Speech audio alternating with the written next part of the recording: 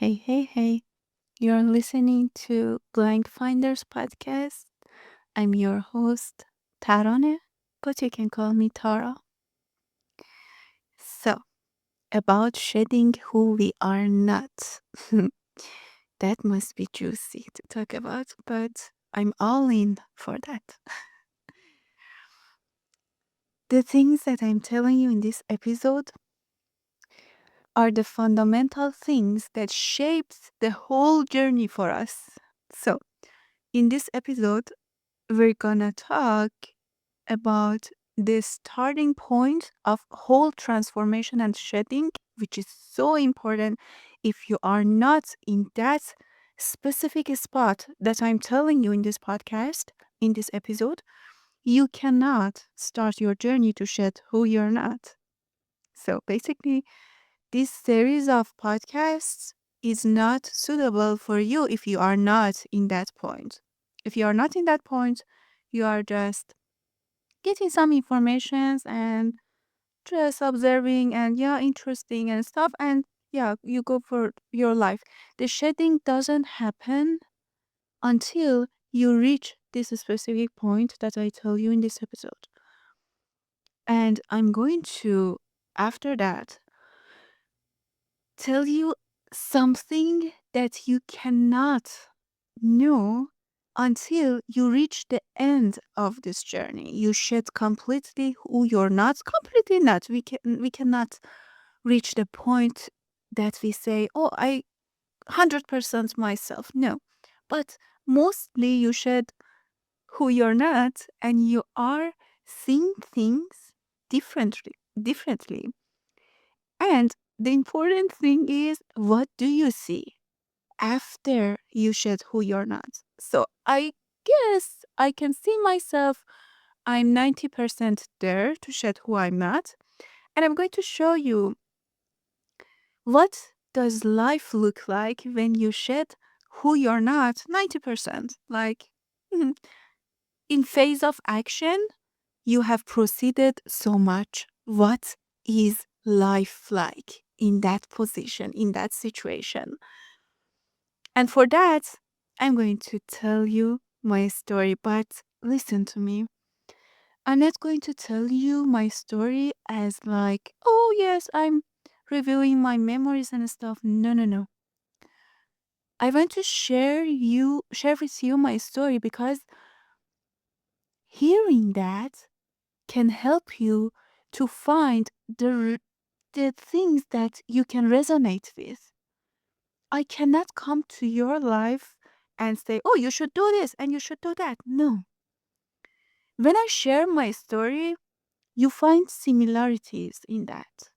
And if that resonates with you, if the things that saved me, if the conclusion that I got at those specific moments are resonating with you, you are willing to accept them and part of that even, or all of that, or part of that, anyways, I'm so glad that I could help you with those critical situation in your life. So when I share my story, just listen to them as a curious case that you are observing and you are finding similarities in that. Don't listen to that as like someone is telling memories and stuff. And most importantly, don't ever let me to tell you how you should live, what you should choose, how you should act. Don't let anyone to tell you how you should live. Just we here as we are just looking for the blank. We are blank finders, yes? So we have a blank. We want to fill this blank with answers. And maybe the answer that filled my blank is working for you so good. Let it be. But maybe it doesn't. So you choose what to believe. Analyze anything, everything that you hear in this podcast. This is the most important thing for me. And I'm asking you, and remember this, please, from now until the end, whenever you saw me talking in YouTube, in podcast, anywhere, just observe. If it resonates, good. If not, get past it. You shouldn't just make yourself believe in that or argue with that. No, no, no. Just hear this as a word, a possibility. Yes, a possibility. This is the best word that I could use for this situation. A possibility for the blank that can be filled with this. Observe it, analyze it. If it works for your blank, so use it. So let's start. The point everything can change. There is a point in our life that we notice we are unsatisfied in one aspect, career or love life or personal life, each of them or all of them, we are unsatisfied. But our mind plays tricks on us and search for outside reasons to tell us why we are in that situation. It's like, oh, this is out of my hand. I cannot do anything about this. I'm satisfied for my career because of my family, because I need money. I have to earn money. I have kids. I have a wife I should take care of. These kind of things.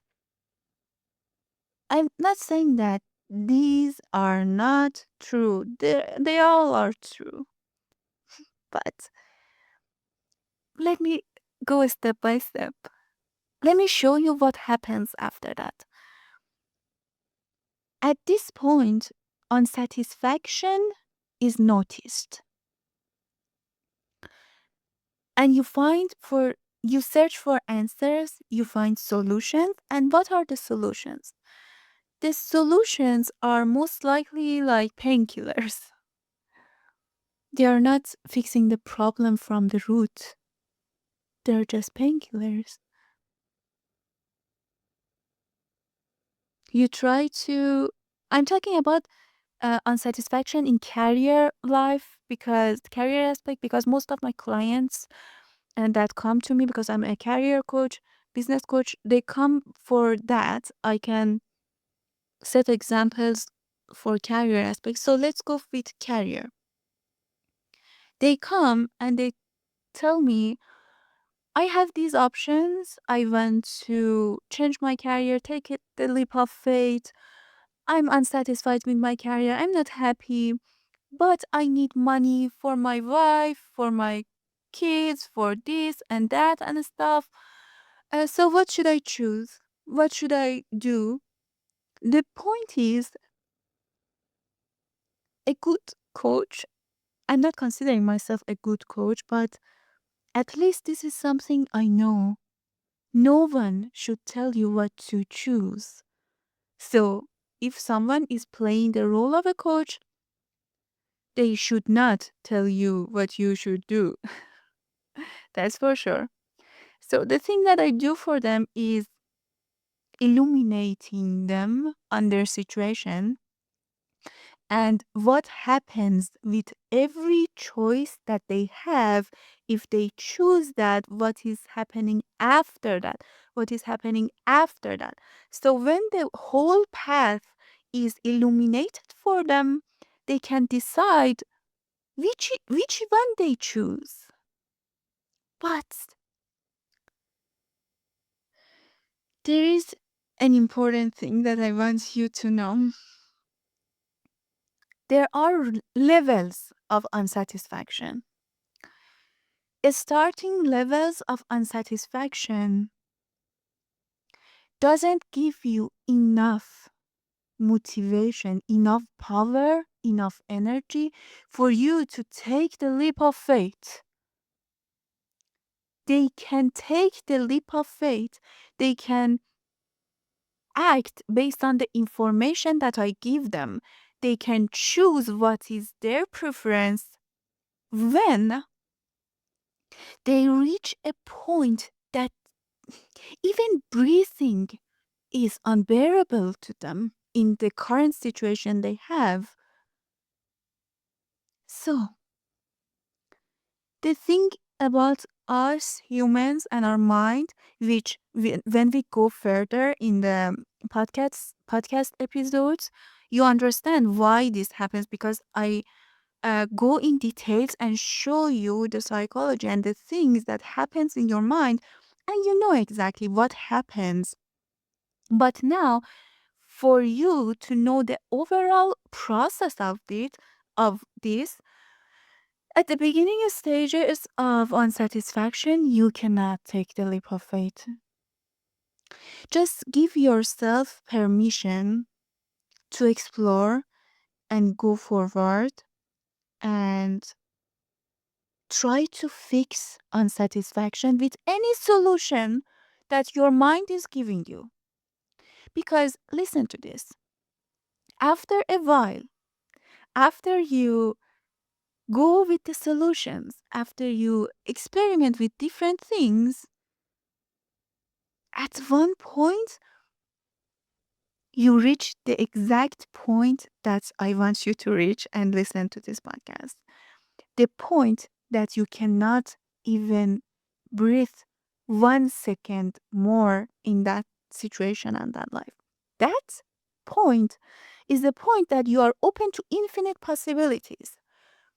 Your belief system, the things that you believed is right for you, is the right thing to do, is the best thing for this is the best way of living and life and blah, that all collapse at a second. They all collapse. And the thing that remains is a blank. Now we are talking. Now we have a blank to fill. Isn't this interesting? Oh my God, I'm so happy that I'm talking about this. Okay. So after that, I tell my clients, mostly, I warn them when I tell them, so if you choose this, this happens, but that all is based on your choice. So sit with the options you have and see which path is authentic for you. After that, I tell them this fact that please, please, please keep your time to reach that collapse point, then take the leap. Why is that? Let me be honest with you. When I share my story in this episode, you know, oh my God, you're gonna know. But now let me be honest with you. This take the leap of faith needs so much pressure to experience a breakthrough from the resistance. There is a point when, oh my God, this is so good. Listen to this. There is a point when the pain of staying in that situation becomes bigger than the pain of the fears of taking the leap. In that point, when you take the leap, you cannot look back. But because, listen to me, when you take that leap, you for sure look back. You for sure look back. Like, maybe that was a mistake that I started this journey. Maybe I should go back. This is going to happen. And the only thing that can guarantee that you are not getting back is that when you look back, the pain is so big that you cannot even see yourself going back to experiencing that again. You just, when you compare in those moments, when you compare the new pains and new fears that you are handling, new challenges that you are handling, with the pain, the unbearable pain that you had before, you say, oh my God, I love this. This is just a piece of cake for me. Comparing to that, I'm not going to get back. So I warn them, I tell them because they want to succeed in that path. Yes? So in order to succeed, what should you do? You should keep on going. Keep on going despite the fact that no one, excuse me, nothing is obvious for you. You're just stepping ahead one step at a time, and the new timeline, the new life is shaping for you and new challenges, and you are growing with that. So, the answer to this question, at one point, at what point I can take the leap of faith and start the journey of shedding who I'm not in action, of course, not in like getting information and stuff, in action. When exactly you can take action? Exact moment is when you reach this point, the pain, unbearable for you, even one breath in that situation. So give yourself time. I always tell my clients this: give yourself time to reach that point. And when you reach that point, remember what I told you. You have a map, just start on it. Now, about the map itself, we are going to see what is ahead of us and what happens after that, and this stuff. So let's go to my story. That is the hard part.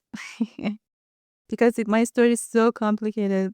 Anyone who hears that is like, what? So on 26th May 2025, I got a ticket out of my country. The country that the culture was so suppressive for feminine energy, the culture that was so suffocating for me that I didn't have freedom to talk, I didn't have freedom to walk, I didn't have freedom to wear what is authentic to me. I didn't have the freedom to do what is authentic to me and stuff.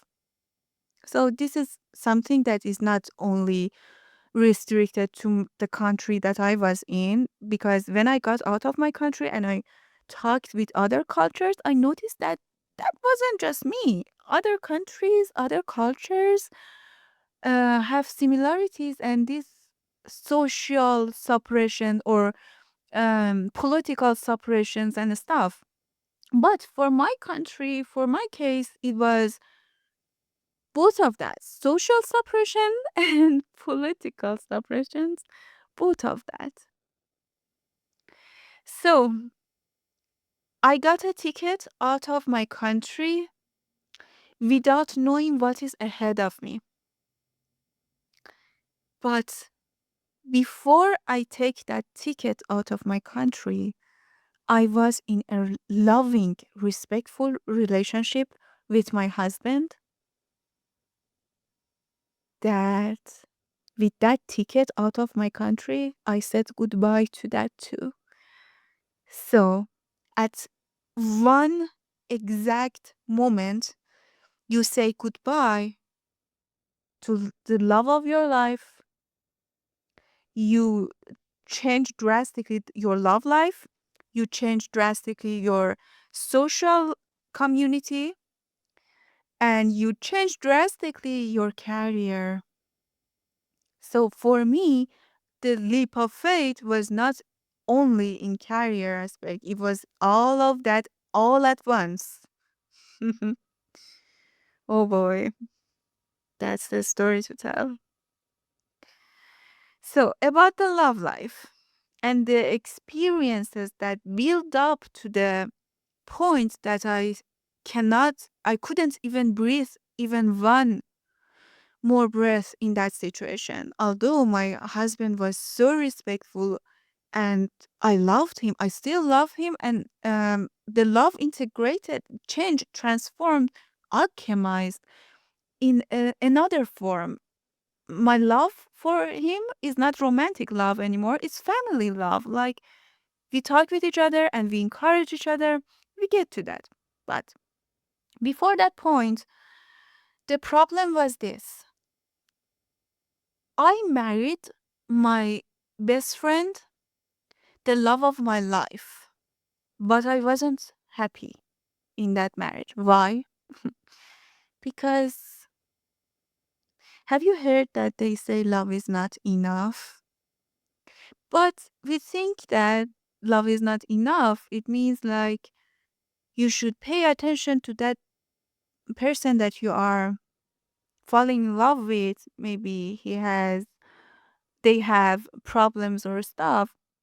But the fact is, being with him was wrong because our vision for our future was not aligned.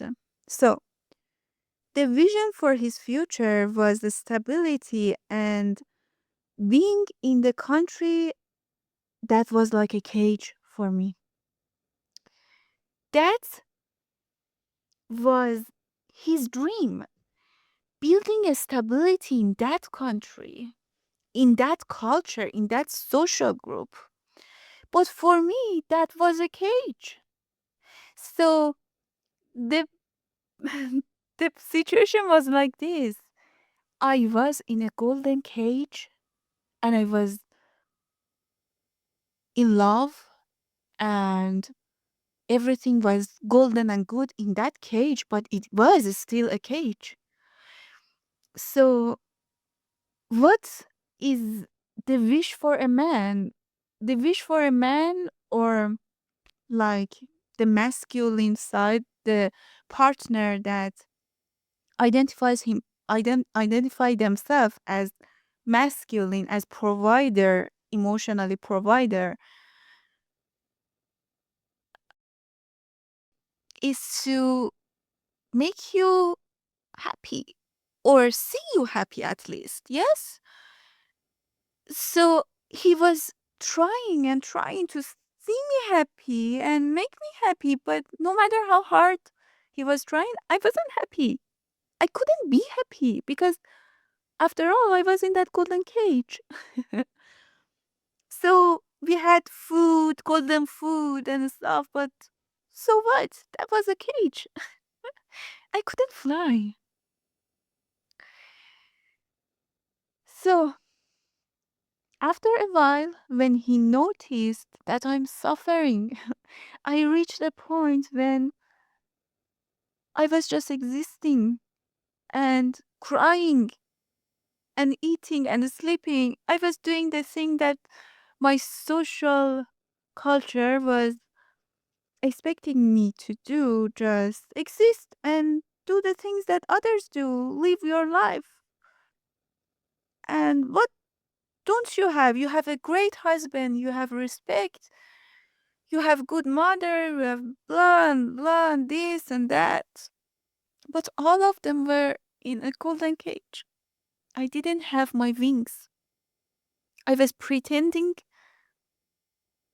to be happy, but I was not. So he noticed that. And he himself was the person who got me the ticket to get out of that country. He paid for the ticket. He got me the ticket. Although it was so hard for him, but he loved me so much that he wanted to see me happy, see me laughing. And after I got in my new life, he told me something. Told me, Tara, I never saw this laugh. This Your laughter is different. Your smile is different. Yes, I agree. He never saw that. He could never saw that because I was pretending for a brief moment to be happy because I was in a golden cage. So that was the unsatisfaction in love life and showed me choosing a romantic relationship is not about marrying your best friend that you are in love with, is marrying someone to saying I do to someone that, yes, of course, loves you, you love them. Yes, of course, supports you and everything. Yes, of course, you are friends and aligned and everything. But your future, the vision for your future are aligned. Because we are talking about till death do us apart. So, where exactly, at what place that death is going to happen? That death for him was in the country I was in. For me, that death was nothing there. So, this is the love life. And the last moment when even I couldn't even breathe was because of this. I couldn't even breathe one more breath in that love life. Not because I was married to a bad man, because I I was naive when I chose to marry. I chose to marry based on love and friendship and respect and stability and everything. I didn't consider the future with the hopes. This is juicy one. With the hopes, I remember when I decided our marriage, I knew deep inside that we are not aligned, but I had hopes. I had hopes that things will get different. If he loves me enough, he will change. But no, come on, listen to me. If you want to change yourself, oh boy, you have a lot to do. You have a lot resistance to get past. So no one can change because outside forces telling them to change. Yes? I didn't know that. I was so naive. Now I never wait for someone to change. I just change myself and go forward. If someone is aligned with me, with my future, with my present, my future, so let it be. My friend, my lover, or anything. But the thing is, I learned my lesson. I never hope for outside circumstances to change to my favor. So this was love life. After that, the career aspect. I was living in a country and I had to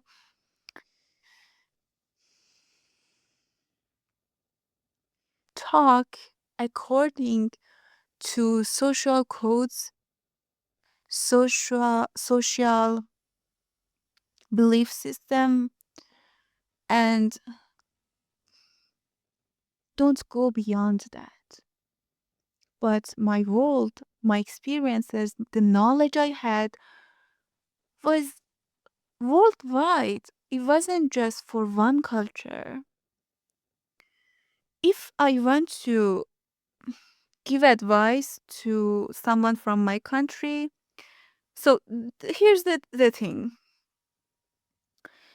When you are building a career in one culture, so based on marketing knowledge and marketing science and blah, the art of marketing, science and art, both of them, which is so complicated, I'm not getting into that. They encourage you to consider the audience, the culture, and the theme of the people that you are talking with. Yes? So this is all we agree. For me, it was my knowledge was was co- consist of a bigger category, but I had to use only a how can I say, only a tiny little part of it. And there is a thing that Eckhart Tolle Eckhart Tolle in the book The Leap of Faith, I guess, is the name of the book. He talks about the zone of excellence and the zone of genius. We are satisfied with our life when we are in our zone of genius. It's like the highest potential of our skills are in use. So, in my zone of excellence, I was so good at coaching people, guiding people in my culture, in my country. I was so good at it. But that was zone of excellence. I know I'm not tapping into my zone of genius. And the pressure, that point that I told you, when you cannot bear even 1 second in that situation, got when arrived when in that country, in that culture, there was a lot of social and economic and political changes and threats and the things that all of a sudden changes the audience behavior, changes the social behavior, and you are doing your job. You are trying to do the thing that you are built for. You're enjoying to guide people and do stuff. And something economical, something political happens. Oh, boom. Yes, you have to wait. You don't know you don't know when this is going to end. You don't know how is it going to end. You get worried. So that basically the changes outside of your situation, outside of your control, when you are creating content or you are doing your business for a specific people, for a specific social group. So you're tied to the things that are happening in that specific social group, economically, socially, and politically. And when that social group is a social group or country that has so much ups and downs, so you're doomed already. So the career aspect, that point that I couldn't bear anymore, happened when I noticed that, oh my God, another wave of downs, another wave of things are happening, and I cannot bear it anymore. I cannot bear it anymore. So that was career aspect, the moment that I took the leap, because the pain of experiencing that again was bigger than the fear of taking the leap. And for personal aspect, the point was the answer to this question: can I, if I try, can I, if the situation wasn't like this, can I be happy? Like truly happy at some point? Can I can I find a place that I'm truly me? That I don't have to wear a mask? What happens if I don't follow social expectations or blah and blah, shoulds and shouldn'ts, religion and stuff? What happens? I'm coming from a Middle Eastern culture. In Middle East culture, it is like, oh my God, it is forbidden for a woman to take the leap of faith like this, ending a relationship, divorcing, getting out of country, starting from zero, her career. Oh my God, she's talking in podcasts, she's talking in YouTube, she's showing herself. What is she wearing? These kind of things. We have that in Middle East. Our culture is judgmental. I don't know, maybe this is similar to some Western culture too, but I noticed that mostly in Middle East culture. So you can tell now how difficult it was, how big it was for a woman to say, so look, in my culture, when you want to get divorced, they ask you, why? Is he hitting you? Is he addict? Is he like gambler? Is he this and that? Imagine he was nothing like this. He was like the most respectful and lovely and everything. He wasn't anything like that. So imagine how no is that in my culture. But for these reasons that I shared with you, for searching for that answer, I took the leap of faith at the exact moment that I couldn't breathe another second in that life.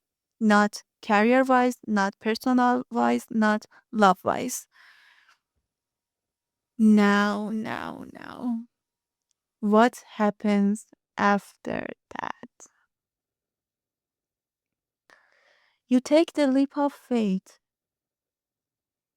and you face the challenges, new pains that arise.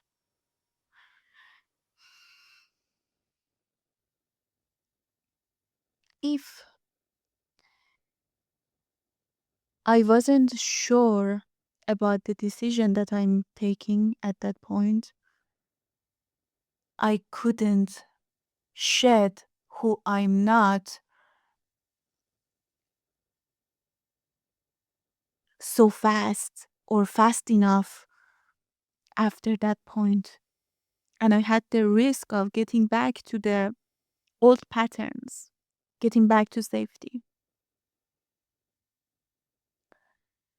Fast forward, after that, despite the fact that I didn't have any money and I had some money that I got scammed and lose all of those money, and I was on ground zero and I didn't have any money.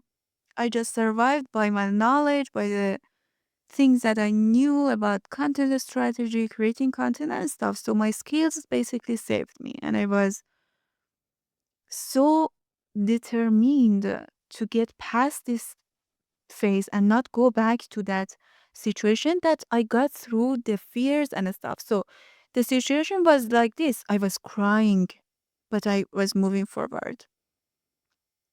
There is a lyrics in music that I listen. I think the singer is AI with the name Let Babylon Burn in YouTube. There is a part in that lyrics that said, I walk with hope and I walk with fear till the morning comes. Seriously, I was in that stage. I had fears, I had hopes, and I was just dragging myself sometimes even moving forward because I didn't want to go back. And the pains I was experiencing was nothing compared to the pains I had before I take the leap. After that, it's like 8 months after that, now that I'm recording this. Oh my God, I cannot even tell you how magical my life changed. Let me start by the answer to the question that I had when I told you I had a personal question that I wanted to answer. Will I be happy? Will I experience the happiness finally? Yes, I did experience that, but not because I had no problems after that, which I thought this is the case. If I take the leap of faith, I will experience a life without any problems. But no, because the problems I had and I have at this point are in my zone of genius. I can handle them easily. Not easily, simply. Oh, yes, not easily. Simply, I can handle them. And whenever I handle one problem, because it's in my zone of genius, I get satisfaction and fulfillment that encourages me to go more, be curious more. And the more you go, the more you earn experience and knowledge, and the more stable you become. If my past self, the girl that was so afraid and she was getting on that plane, was in front of me, I couldn't. Now I cannot even know her. She's so different than me. And that growth and that lifestyle change only happened because I started a journey of being curious about finding an answer to my question. What if? What if? And let me tell you something that I told you at the beginning of the episode, that it's impossible to understand if you are not at this stage that I'm in.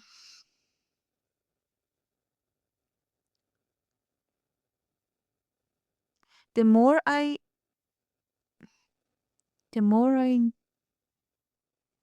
know, the more I understand that I don't know. Listen to this. Before I take the leap of faith, I had an idea that I know what is life about.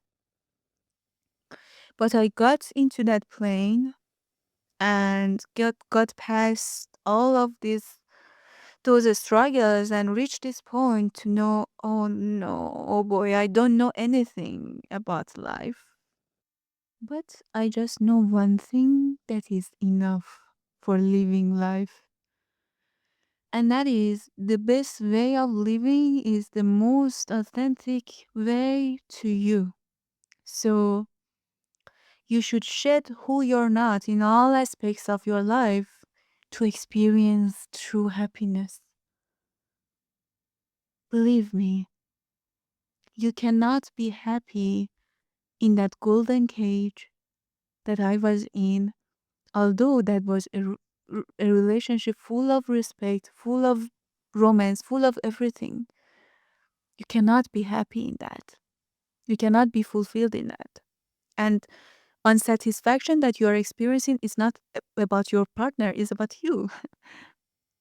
So no matter what he does, what they do, what she do, it doesn't change the fact that you are unsatisfied, because your unsatisfaction is because of the chains and the cage that you feel within. So I just know enough to say this for sure. I don't know anything about life and the right way of living. And you don't let anyone to tell you this is the right way of living. No, no, no. The right way of living for every person is different. The right way of living is the thing that is authentic to you. So if you are feeling caged in a career, in whole, or just in a way, even if in a way of doing your career, for example, this is authentic for you to do YouTube, do podcasts, or anything, be an employee. This is authentic for you. You enjoy that. But there is something, some way, or some aspect in that when you do that, it feels not you. So you should not do that. For me, if I want to give an example, it's like if I, so obviously I love talking, I love content creation and stuff.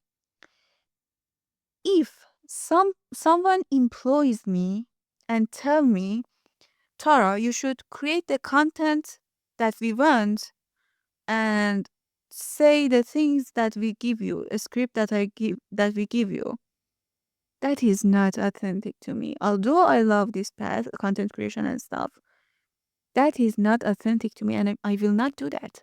So, are you getting the point? Even the little things that you do in the career that is your dream career, in the love life, in the relationship that is your dream relationship, should be authentic to you so that you are happy and thriving in life. Just this thing, oh my God. You cannot believe how much happiness and fulfillment I feel right now that I'm sharing this with you. I want to just grab your head and shout with all I have so you listen to this. Be you. Please be you.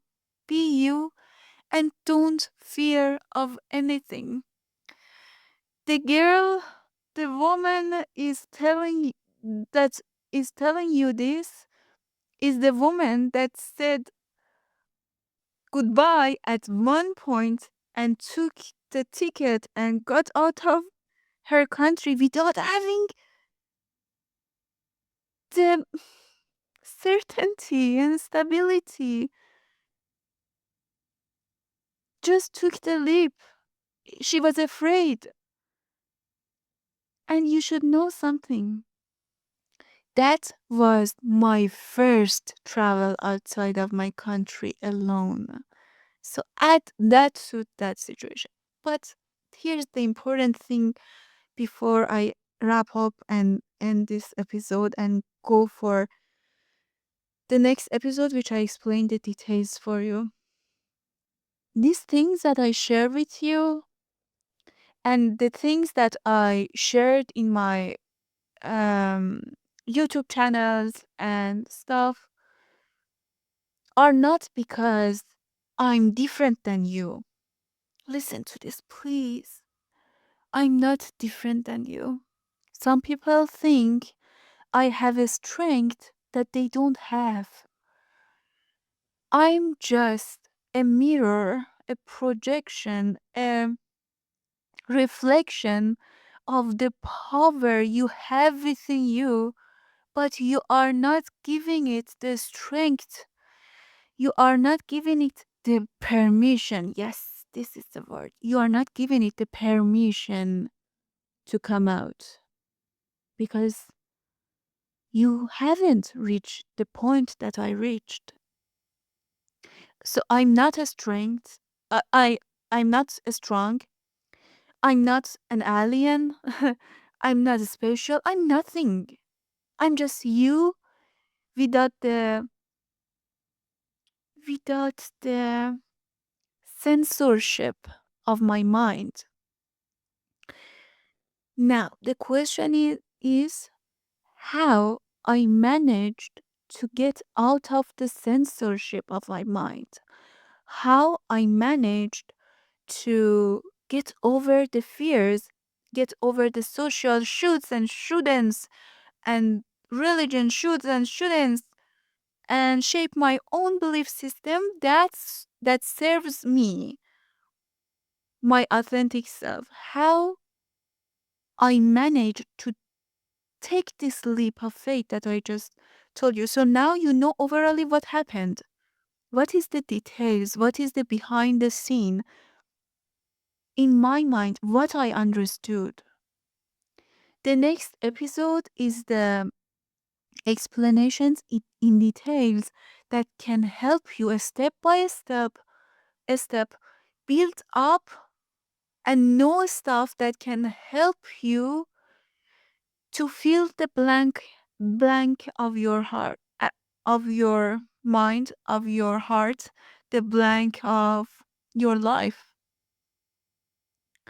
So after this, listen to the next episodes and have a blank and observe anything. Don't believe anything that I say, just observe them. If they are resonating with you, with your authentic self, think about them. Maybe just consider them and shape your own methods and your own opinions around them and keep them for you and for your life. And maybe sometimes share it with others. Maybe they can benefit from the unique opinions and unique solutions that you made for yourself. But please, before you share those solutions, do them.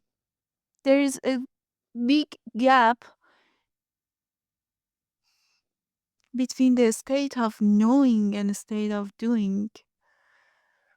This was the most important thing that I was always considering. If I'm talking about something in business or a strategy in marketing, business, and stuff, I make sure I do that before I talk about that. One other reason for me to take the leap of faith for my career aspect was that I was developing an idea that was saving every personal business from a big marketing trap that they face and the big failure that they face when they start their business, and this is the cause that they don't continue their personal business and give up. I had an idea, I had a theory. I took the leap of faith because I knew if that is working, if that is true, so that should work for me too. So I experimented it before I share that to people. Just act on it. Develop your knowledge by experiencing, by acting. Don't sit and talk, please. Just don't sit and think, even. Do and think. And know that I don't know anything. I don't know anything. I just know enough that I don't know anything. I hope the rest of the episodes help you. And oh boy, you don't know how happy I am that I'm talking, how fulfillment it gives me that I'm talking with you. That's it. Bye bye.